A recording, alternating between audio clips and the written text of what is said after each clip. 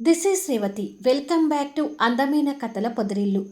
ప్రియమైన రాక్షసి episode number 98. Sirisha తనకు దక్కదు అనే టెన్షన్లో ఉన్న చైతన్య. అసలు ఏం జరిగింది? కథలోకి వెళ్ళబోయే ముందు దయచేసి వీడియోకి ఒక లైక్ ఇవ్వండి, అలాగే హైప్ ఇచ్చి వీడియోని సపోర్ట్ చేయండి. స్టోరీస్ నచ్చినట్టయితే మన ఛానల్ని తప్పకుండా షేర్ చేయండి. ఇక కథలోకి వెళ్ళిపోదాం. మరో రూమ్లో ఉన్న నదిత ఈ పెళ్లి విషయం గురించి ఆలోచిస్తూ, ఎంత కాదనుకున్నా అమర్కి కూతురి మీద కొన్ని ఆశలు ఉంటాయి కదా. శిరీష పెళ్ళి పలానా వాళ్ళతో అనుకుంటున్నాము అని అమర్తో ఒక విషయం చెప్తే మంచిది అని అనుకొని అమర్కి ఫోన్ చేస్తుంటుంది. కారిడార్లో ఒంటరిగా నిలబడిన అమర్ ఆ ఫోన్ కాల్ చూసి నవ్వుతూ లిఫ్ట్ చేసి, ఏంటి శ్రీమతి గారు అని అంటాడు. నీతో ఒక ముఖ్యమైన విషయం మాట్లాడాలి అమర్ అని అంటుంది. నీ మాటల్లో కోపం కనిపించడం లేదు అంటే అదేదో చాలా ముఖ్యమైన విషయం అయ్యుండొచ్చు. ఏంటది అని అంటాడు నవ్వుతూ. శిరీష పెళ్లి కోసం ఒక మ్యాచ్ చూశాము, ఆ విషయం చెప్దామని ఫోన్ చేశాను అని అంటుంది. కూతురు పెళ్లి అనగానే సంతోషపడుతూ, ఎవరి సంబంధం అని అడుగుతాడు. Suryanarayana group of hospitals, Suryanarayana గారి అబ్బాయి డాక్టర్ జితేంద్ర అని చెప్తుంది. గొప్ప సంబంధం అన్నట్టుగా అమర్ కూడా సంతోషపడుతూ, అవునా అని అంటాడు. శిరీష పెళ్ళి వాళ్ళతో కుదిరించుకోవడానికి నీ అభిప్రాయం ఏంటి అమర్ అని అడుగుతుంది. భార్య ఇంకా తన అభిప్రాయాలకు విలువ ఇస్తున్నందుకు అమర్ సంతోషపడుతూ, ఇందులో నా అభిప్రాయం అంటూ ఏమీ లేదు నందిత. అసలు నాకంటూ ఒక కూతురు ఉందన్న విషయం కూడా నాకు ఈ మధ్యనే తెలిసింది కాబట్టి తన ఫ్యూచర్ గురించి నేను ప్రణాళికలు వేలేను, వేసే అర్హత కూడా నాకు లేదు. సో ఒంటరిగా మన పిల్లల్ని పెంచుకుంటూ వచ్చిన నీకు మన పిల్లల బాధ్యతల మీద నీకే పూర్తి అధికారం, హక్కు ఉంటుంది. కాకపోతే ఓ తండ్రిగా నేను ఒక్కటే కోరుకుంటున్నాను. నా బంగారు తల్లిని పెళ్లి చేసుకోబోయేవాడు తనని ప్రాణంగా చూసుకోవాలి. అలా ప్రేమించేవాడిని చూసి నా కూతురికి పెళ్లి చెయ్యి. ఇదే ఈ తండ్రి కోరిక అని అంటాడు భావోద్వేగంతో. నందిత అది విని, జితేంద్ర శిరీషని ఇష్టపడుతున్నాడు. పైగా అన్ని రకాలుగా శిరీషకి అది తగిన సంబంధం అనుకుంటున్నాము. ఫైనల్గా శిరీష నిర్ణయం తీసుకొని ఈ సంబంధాన్ని సెటిల్ చేసుకుంటాము. ఇక ఉంటాను అని చెప్పి నందిత ఫోన్ పెట్టేస్తుంది. కూతురు పెళ్ళి అనగానే అమ్మని మొహంలో ఆనందం కనిపిస్తూ, ఈ విషయం అమ్మకి కూడా చెప్పాలి అని అనుకుని వెళ్తాడు. సోఫాలో కూర్చున్న దమయంతికని చూసి, అమ్మా అంటూ పక్కకి వెళ్ళి కూర్చుంటాడు. ఏంటి అమర్ అంటుంది కొడుకు మొహంలో సంతోషాన్ని చూస్తూ. చైతన్య కూడా అక్కడికి వచ్చి, ఏంటి మావయ్య ఏదో హ్యాపీగా కనిపిస్తున్నారు అని అడుగుతాడు. చైతన్యం చూసి కాస్త తడబడుతూ, కూతురికి పెళ్లి చేయాలని ఆలోచనలో ఉన్నారు అన్నట్టుగా కాకుండా, అదేరా మన ఆనంది వాళ్ళ ఆడపడుచు శిరీషకి డాక్టర్ జితేంద్రతో సంబంధం కుదిరిస్తున్నారంట అని అంటాడు. అది విని బామ్మగారు సంతోషపడుతుంటే చైతన్య గుండెల్లో మాత్రం పెద్ద బాంబు పేలినట్టుగా ఉంటుంది. నిజమా అమర్? శిరీషకి ఆ జితేంద్రతో పెళ్లి చేయాలనుకుంటున్నారా అంటుంది బామ్మగారు నవ్వుతూ. అవునమ్మా, ఇప్పుడే ఈ విషయం తెలిసింది. జితేంద్ర అంటే శిరీషకి అన్ని విధాలుగా తగిన సంబంధం అని అంటాడు. వాళ్ళు ఆ మాటలో ఉంటే చైతన్య బాధపడుతూ రూంలోకొచ్చి డోర్ వేసుకుని, శిరీషని ప్రేమిస్తున్నట్టుగా నటించాలి అనుకున్న నేను నాకు తెలియకుండానే నా ప్రాణంగా తనని ప్రేమించడం మొదలుపెట్టాను. అంటే ఇప్పుడు శిరీష నాకు అందని ద్రాక్ష అవుతుందా? శిరీషకి నాకంటే ఆ జితేంద్రని తగినవాడా? సంబంధం మాట్లాడుతున్నారు అంటే శిరీష కూడా జితేంద్రని ఒప్పుకున్నట్టే కదా అనే ఆలోచన రాగానే ఎక్కడ శిరీషకి దూరమయ్యే క్షణాలు వస్తాయేమోనని భయపడుతూ చైతన్య కలలో కన్నీళ్లు తిరుగుతుంటాయి. మరికొద్దిసేపటికి నందిత, అశ్విన్ తన అభిప్రాయం ఏంటి అని శిరీష ముందు పెడతారు. వాళ్ళ దగ్గరనే ఓ పక్కన ఆనంది కూడా నిలబడి, మీకంటే ముందే శివంగికి విషయం చెప్పేశాను యమ్మా అంటుంది పళ్ళు వికిలిస్తూ.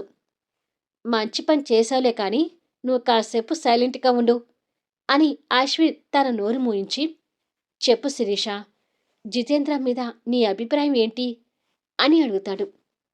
అది అన్నయ్య, నాకు అప్పుడే పెళ్లి చేసుకోవాలని లేదు.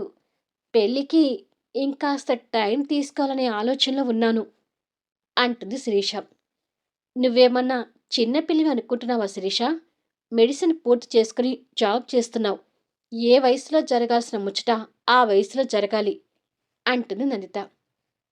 అలా అని చెప్పి నేనేమీ ముసల్దాన్ని కావట్లేదు కదమ్మా. నాకు ఆలోచించుకోవడానికి కాస్త టైం ఇవ్వండని చెప్తున్నాను ప్లీజ్ అని అంటుంది. నీ ఇష్టం లేకుండా ఏదీ జరగదమ్మా. కానీ తొందరగా ఈ పెళ్లి విషయంలో నిర్ణయం తీసుకుంటే మంచిదని మా అభిప్రాయం అంటాడు అశ్విన్. అవును శివంగి, అప్పటికప్పుడు పెళ్లి కుదుర్చుకున్నామే అనుకో, పట్టు చీర పూల జడ మిస్ అయ్యే అవకాశాలుంటాయి అని ఆనంది ఉబ్బలాటంగా చెప్తుంది. ఆ మాటలకి అమ్మ కొడుకు ఇద్దరూ తన వైపు కోపంగా చూస్తుంటారు.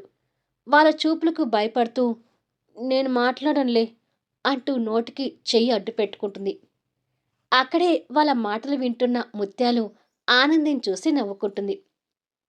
పెళ్ళి అంటే లైఫ్ లాంగ్ నా ఫ్యూచర్కి సంబంధించిన విషయం కాబట్టి కొన్ని రోజులు నాకు ఆలోచించుకోవడానికి టైం ఇవ్వండి. ఇప్పుడు ఇంతకంటే ఏమీ చెప్పలేను అని చెప్పి శిరీష అక్కడి నుంచి వెళ్ళిపోతుంది. ఇదేమిట్రా, నీ చెల్లెలు ఇలా మాట్లాడుతుంది అంటుంది నందిత. మరి అందరూ నాలాగే చెప్పగాని ఒప్పుకుంటారా ఏంటి అని మాట అందుకుంటుంది ఆనంది. శిరీష మాటలకి అసలే చిరాగ్గా ఉన్న అశ్విన్ తనని ఇంకాస్త కోపంగా చూస్తుంటాడు. ఆ కోపానికి భయపడుతూ ఈసారి అస్సలు మాట్లాడను ప్రామిస్ అని రెండు చేతుల్ని నోటి మీద పెట్టుకుంటుంది. శిరీష అన్నది కూడా నిజమే కదమ్మా. పెళ్ళి అనేది ఫ్యూచర్కి సంబంధించిన విషయం. పెళ్ళి అనే గడియలతోనే మిగిలిన మనిషి జీవితకాలం ఆధారపడి ఉంటుంది. సో తనని ఆలోచించుకోవటానికి మనం కూడా టైం ఇద్దాము అని చెప్పేసి అశ్విన్ వెళ్ళిపోతాడు. అశ్విన్ మాటలు నందితని ఆలోచించేలా చేస్తూ, నిజమేరా, నా పెళ్లి జీవితం నాకు సంతోషాన్ని ఇవ్వలేదు. కానీ మీరైనా బాగుండాలని నా ఆశ అని అనుకుంటుంది. అవే మాటలు ఆనందిని కూడా ఆలోచించేలా చేస్తూ, అసలు నేను పెళ్ళైనప్పటి నుంచి సంతోషంగా ఉన్నానా, బాధగా ఉన్నానా అని తనకు తానే క్వశ్చన్ వేసుకొని, నాకు యమ అంటే చాలా ఇష్టం.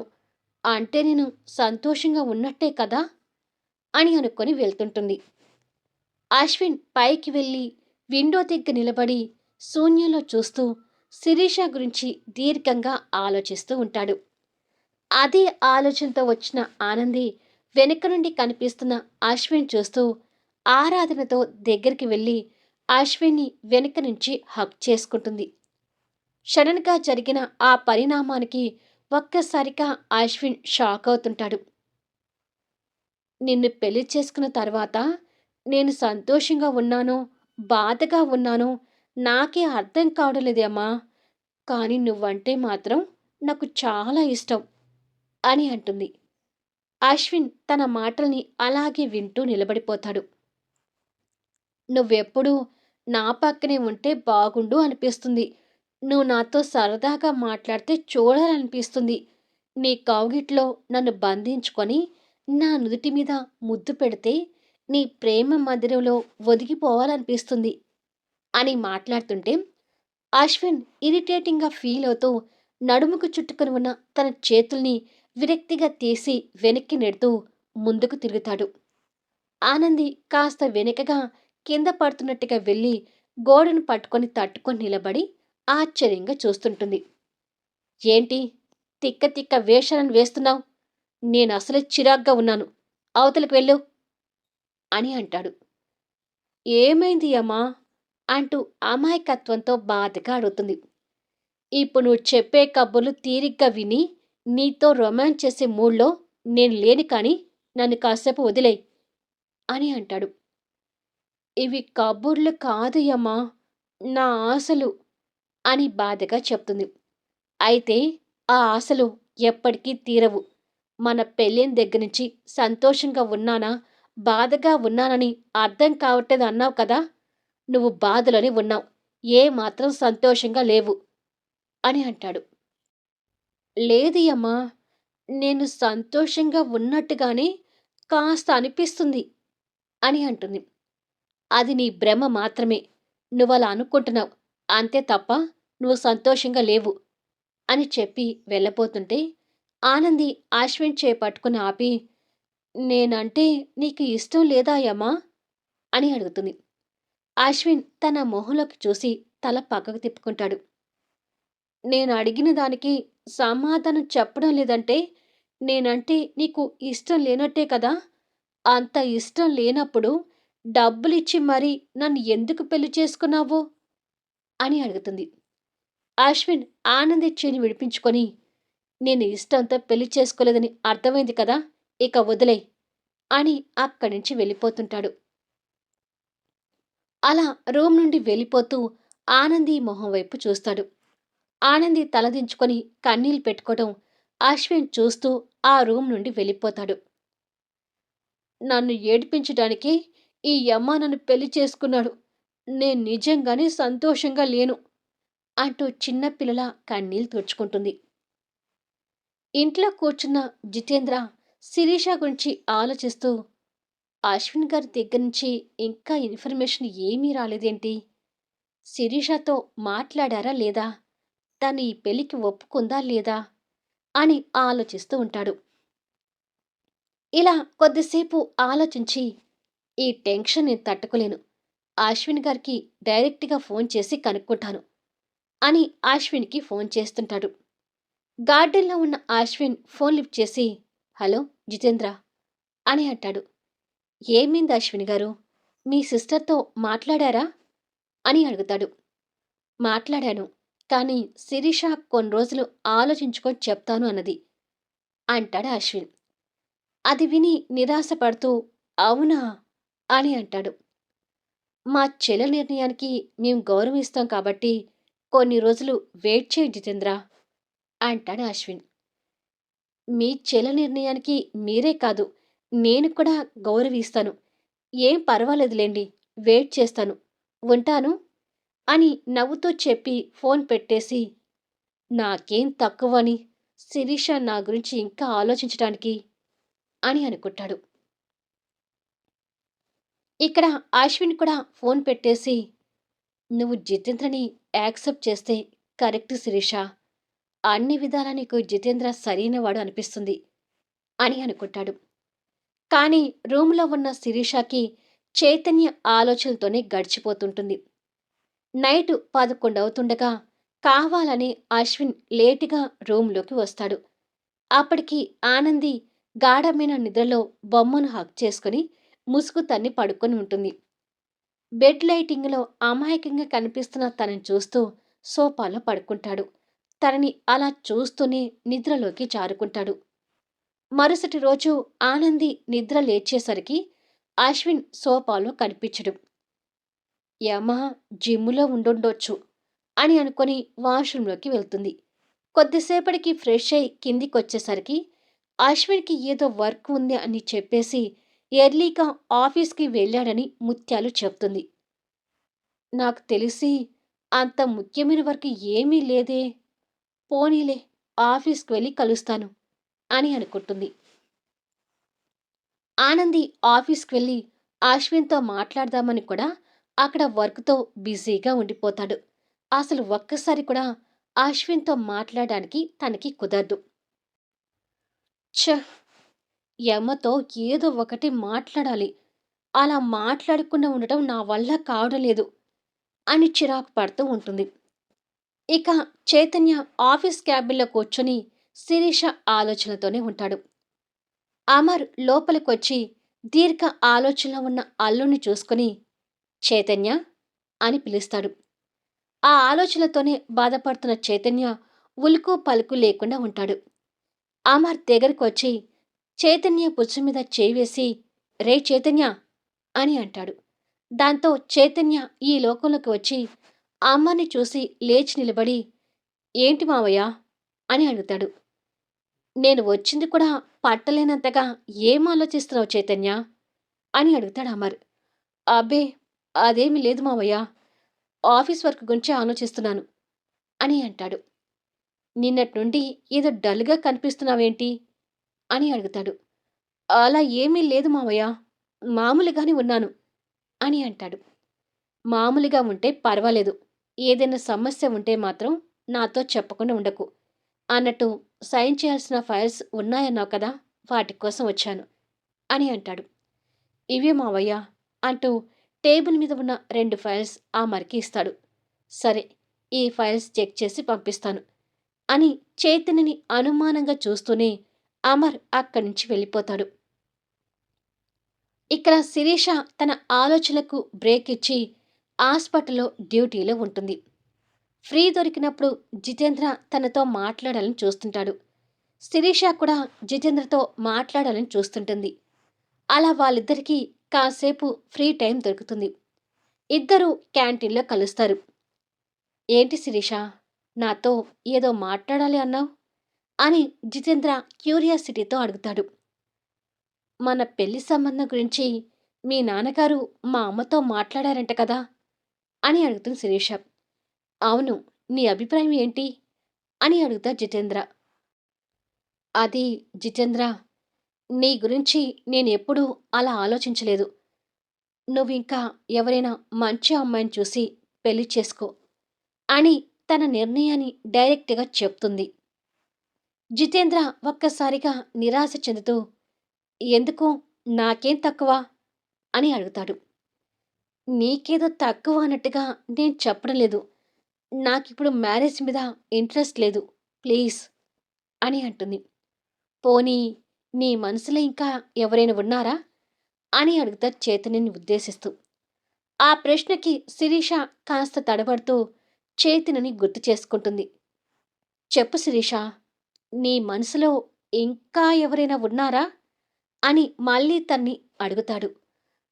చైతన్య నిర్ణయం ఏంటో తెలుసుకోకుండా నా మనసులో చైతన్య ఉన్నాడని చెప్పడం కరెక్ట్ కాదు అని అనుకొని, "అదేమీ లేదు జితేంద్ర. ఇప్పట్లో నాకు పెళ్లి మీద ఇంట్రెస్ట్ లేదు. అంతే" అని చెప్పి వెళ్ళిపోతుంది.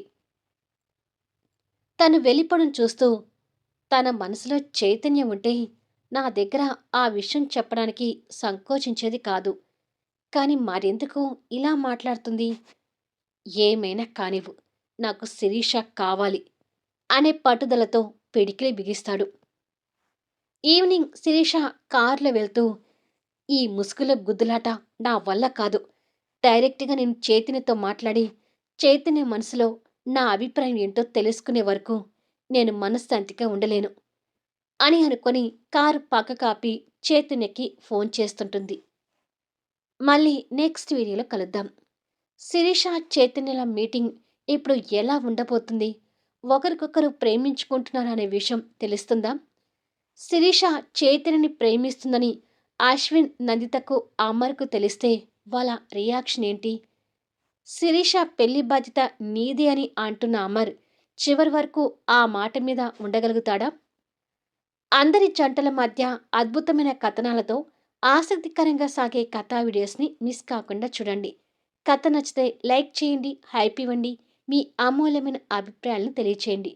అలాగే మన స్టోరీస్ని దయచేసి షేర్ చేయండి. Thank you for listening.